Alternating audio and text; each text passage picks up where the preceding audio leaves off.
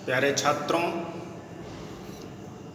आज फिजिक्स की क्लास आप लोगों के लिए उपलब्ध है ऑनलाइन आपके अपने मोबाइल पर हमारे द्वारा।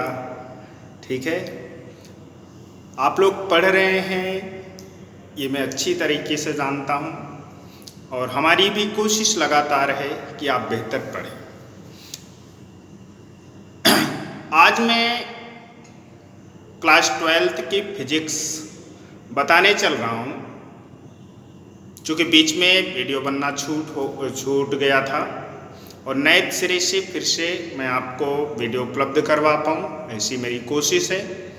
फिलहाल आज मैं आप लोगों को जो पढ़ाने चल रहा हूँ वो फिजिक्स क्लास 12th की जो चैप्टर है वो 3rd चैप्टर है। चूँकि आप लोगों को फर्स्ट चैप्टर यानी कि Coulomb's law and electric field, second chapter Gauss theorem and its application, ये 2 चैप्टर का वीडियो ऑनलाइन उपलब्ध है आपके पास। इसको आप इस चैनल पे देख सकते हैं। आज मैं आप लोगों को जो चैप्टर है वो 3rd चैप्टर है। इसी क्रम में इलेक्ट्रिक पोटेंशियल, उसके बारे में आज हम आपसे डिस्कस करेंगे और कोशिश करेंगे कि ये चैप्टर आपको बेहतर तरीके से तैयार हो पाए।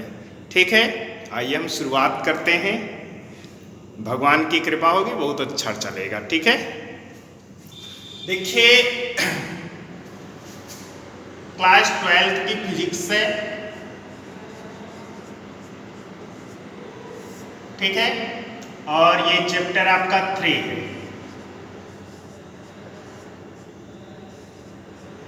तीसरा चैप्टर है, चैप्टर का नाम है इलेक्ट्रिक पोटेंशियल।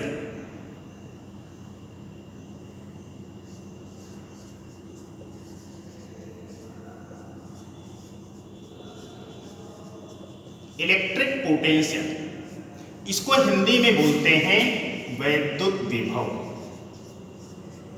क्या बोलते हैं बेटा? वैद्युत विभव। ठीक है, आप लोगों को यहाँ पे जो सबसे पहला पॉइंट समझना है वो ये है कि वैद्युत विभव कहते किसको हैं। ठीक है, हमको सबसे पहले क्या समझना है, व्हाट इज इलेक्ट्रिक पोटेंशियल, वैद्युत विभव क्या है। देखिए, वैद्युत विभव के पहले आप लोग आवेशों के बारे में काफ़ी चीज़ें सीखे। जैसे आपने पीछे के वीडियो में क्या देखा है कि आवेश क्या होते हैं। आवेशों के संदर्भ में ही कूलॉम ने अपना नियम बनाया।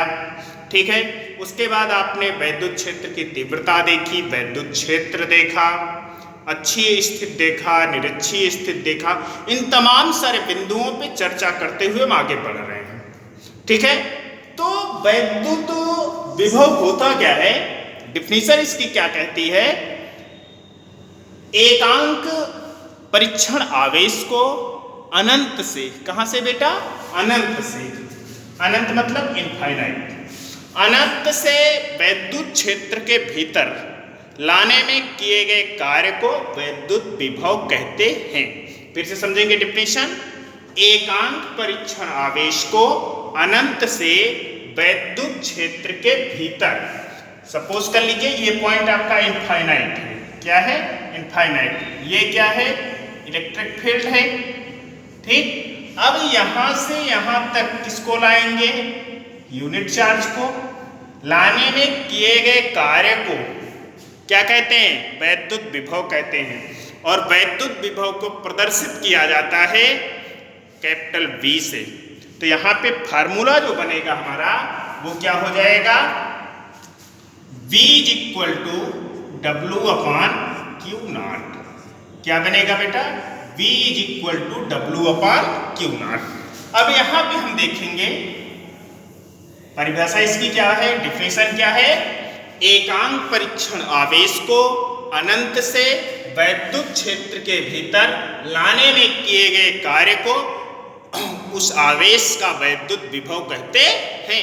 यानी कि वैद्युत विभव किसे कहते हैं? एकांक परीक्षण आवेश को। किसको लाना है? एकांक परीक्षण आवेश को लाना है। कहाँ लाना है? वैद्युत क्षेत्र के भीतर लाना है। लाने में क्या प्राप्त होगा? कार्य प्राप्त होगा। किसको लाना है? Q0 को लाना है। प्राप्त क्या हुआ? W प्राप्त हुआ। V क्या है आपका विभव है, यानी कि जो कार्य करना पड़ रहा है वही आपका क्या होता है विभव। तो V बराबर हो जाएगा W/Q0। क्लियर हो गया। आगे देखेंगे इसका मात्रक क्या होता है, यानी कि इसकी यूनिट क्या होती है। किसकी यूनिट निकालना है बेटा, बोलो किसकी यूनिट निकालना है, इलेक्ट्रिक पोटेंशियल वैद्युत विभव की। तो सबसे पहले अगर इसकी आपको यूनिट निकालनी है तो इसी फार्मूले से निकालना है हमको, ठीक है। तो ये W क्या है, W वर्क है और इसकी यूनिट क्या हो जाएगी आपकी जूल, ठीक है। और ये आवेश है, आवेश का मात्रक क्या होता है कूलाम। क्या होता है बेटा कूलाम।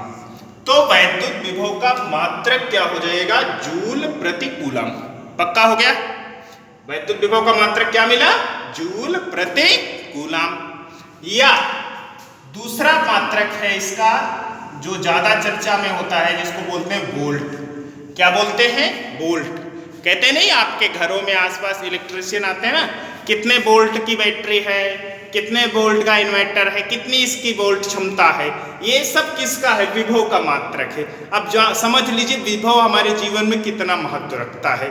जहां पे चर्चा होती है किसकी चर्चा हो जाती है विभव की चर्चा होती है, ठीक है। इलेक्ट्रिक पोटेंशियल, एक इलेक्ट्रिक पोटेंशियल इलेक्ट्रिक का यानी कि वैद्युत का महत्वपूर्ण बिंदु होता है और इसकी स्थान स्थान पे चर्चा होती रहती है, ठीक है। हमने क्या प्राप्त कर लिया मात्रक, किसका प्राप्त किया वैद्युत विभव का, ठीक।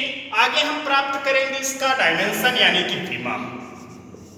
किसका डायमेंशन निकालना है बेटा इलेक्ट्रिक पोटेंशियल का। क्या निकालना है डायमेंशन निकालना है, ठीक है। अब हम इसके लिए हम क्या करेंगे, देखो जब पढ़ाया करें ना साथ साथ बोला करो, ठीक। अपने मोबाइल के सामने बैठे हो तब भी बोला करो। बोलने से क्या होता है आनंद आता है और आनंद जब आता है तो ज्ञान ज्यादा घुसता है बुद्धि में, ठीक है। इसलिए बहुत ही आनंददायक तरीके से बैठो हमारी कक्षा में, कागज पेन बगल में रख दो और पूरा अच्छा माहौल बना के आपको पढ़ना पड़ेगा, ठीक है। तो यहाँ पे अब इसकी हम बीमा निकालने चल रहे हैं। बीमा निकालने के लिए क्या करेंगे, कंफ्यूजन तो होगा नहीं क्योंकि 11 में आप लोग बीमा पढ़े हैं, डायमेंशन पढ़े हैं, फिर भी देख लीजिए।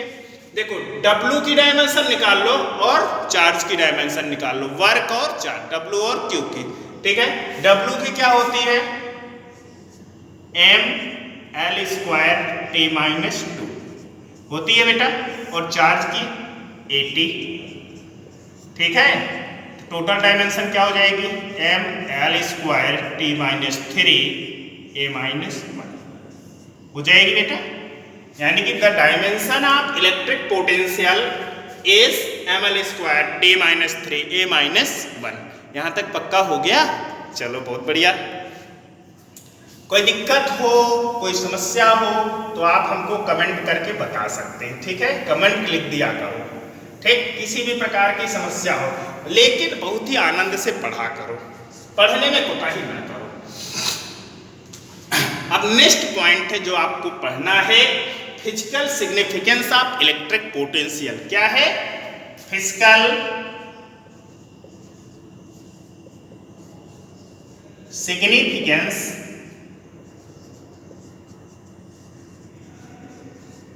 Of electric potential.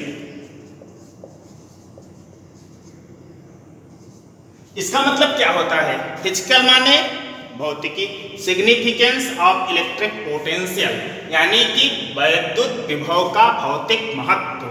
अगली हेडिंग क्या है वैद्युत विभव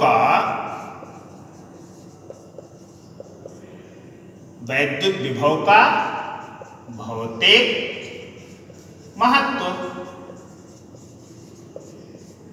ठीक है। यानी कि इलेक्ट्रिक पोटेंशियल का सिग्नल फिजिकल सिग्निफिकेंस निकालना है, ठीक है ना।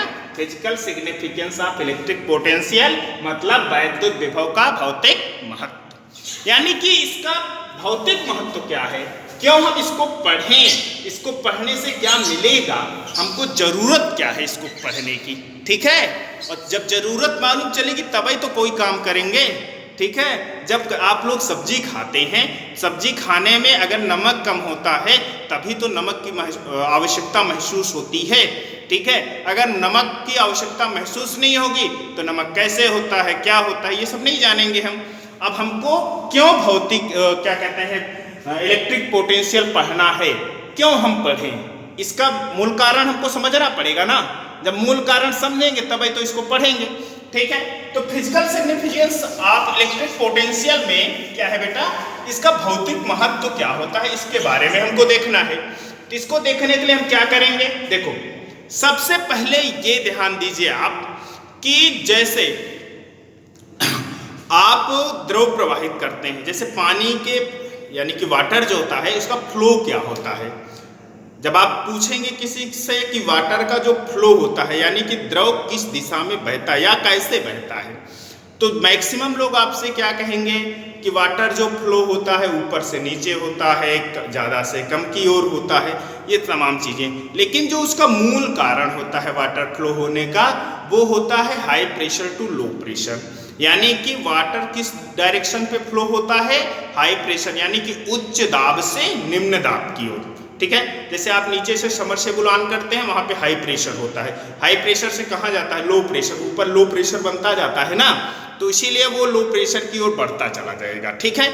इसी तरीके से जो आपके इलेक्ट्रिक फ्लो होती है यानी कि धारा का जो प्रवाह होता है वो किस दिशा में होता है, किस डायरेक्शन पे होता है, वो होता है high potential to low potential.